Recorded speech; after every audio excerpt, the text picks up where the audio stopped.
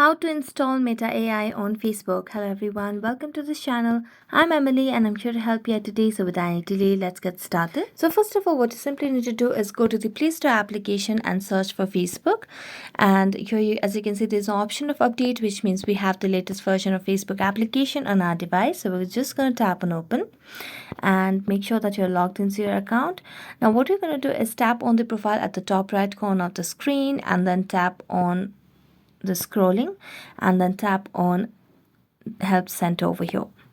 As you tap on help center, you can just search for Meta AI on the search bar and then you can get the option as well. So here you can just see the option of ask Meta on Facebook or learn or chat with Meta AI on Facebook.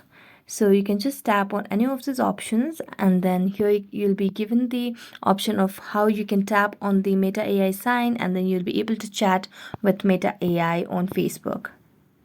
So thank you so much for watching this video. See you next time.